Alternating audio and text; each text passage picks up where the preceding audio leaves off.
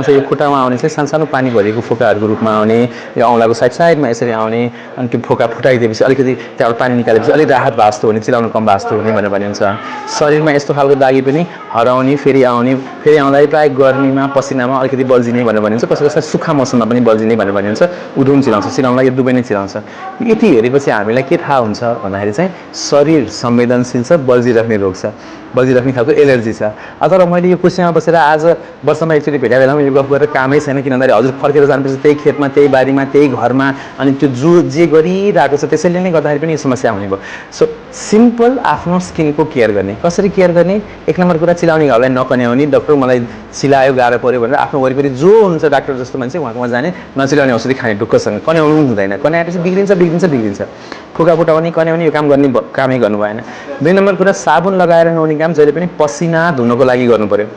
एका बिहानै भन्दा पनि अलिकति दिउँसो वा साँझ नै पसिना धुनको लागि नुहाएको बुद्धिमानी हुन्छ गर्मी ठाउँको मान्छेले गर्मी ठाउँ छ नि त एउटा हैन हिजोभन्दा आज कस्तो गर्मी त्यस्तो कुरा के गर्नु पर्यो चिल्लो थप्नु पर्यो नचिलाउन नकन्याउनलाई त्यो छालालाई सन्चो बनाउनलाई चाहिँ चिल्लो पनि थप्नु पर्यो चिल्लो थप्नु अगाडि लोसन हामीले दिन्छौँ बट्टाको लोसन त्यो खुट्टामा यहाँ पनि गर्नु पर्यो त्यो गर्नु अगाडि चाहिँ यसो भिजाएर निचरेको चिसो पानीले एकछिन सेक्नु सक्नुभयो भने चिलाउन त कम भयो छाला पनि अलिअलि भिजेर आयो चिल्लो लगाएको पनि अलिक भित्रसम्म जाने भयो यस्तो भयो यस्तो चिज चाहिँ डाक्टरले घाउ सन्चो बनाइदिइसकेपछि अझ बेसी गर्नु पर्यो किन भन्दाखेरि यो भित्री रोग हो फेरि बल्झिन्छ त्यसो नहोस् भन्नलाई कन्याउनु भएन पसिना धुलाई नुहाउनु पर्यो र चिल्लो थप्नु पर्यो भन्नुहोस् त दोहोऱ्याएर मैले के भने 3टा कुरा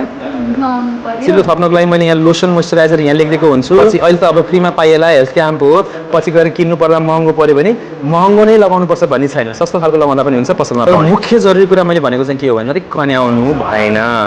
अब खप्नै सकेन एकदम चिलायो के गर्ने भने नि मेडिकल जाने नचिलाउने औषधि देऊ त बाबा भनेर सेफ ढुक्कसँग खाने मिल्छ त्यो किनेर खाने यति काम गर्ने त्यसपछि पनि भएन भने टाउकाले टेकेर भए पनि बाबा क्याम्प आउने एक दिन त आउने नि महिनामा एक दिन आफ्नो लागि टाइम निकाल्ने नि है कति गर्नुभयो होला परिवारको लागि अब आफ्नो लागि महिनामा एकचोटि टाइम निकाल्ने हामीलाई आइतबार मलाई चाहिँ आइतबार बिहिबार पारेर गोपामा भेट हुन्छ है 3 थरी अहिलेसम्म लेखेको औषधिमा खाने औषधि 1 महिनालाई भने साबुन दिएको छु लोसन दिएको छु र लगाउने मलम हुन्छ क्रिम राखेको छु यो चाहिँ एलर्जीमा मात्रै लगाउने हो एलर्जीमा लगाउने यो मलम बिहान बेलुका थोरै गरेर है जहाँ एलर्जी छ यो पेटको र खुट्टाको एलर्जीमा मात्रै पर्ने गरी पातलो गरेर लगाउने त्यो बाहेक बट्टाको ठुलो लोसन चाहिँ शरीरैमा दल्न मिल्यो धेरै दल्न मिल्यो 100% पनि दल्न मिल्यो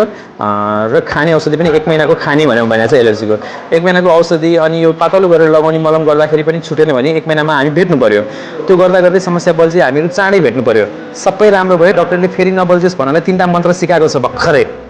है त्यो मन्त्र सम्झिनु पर्यो है त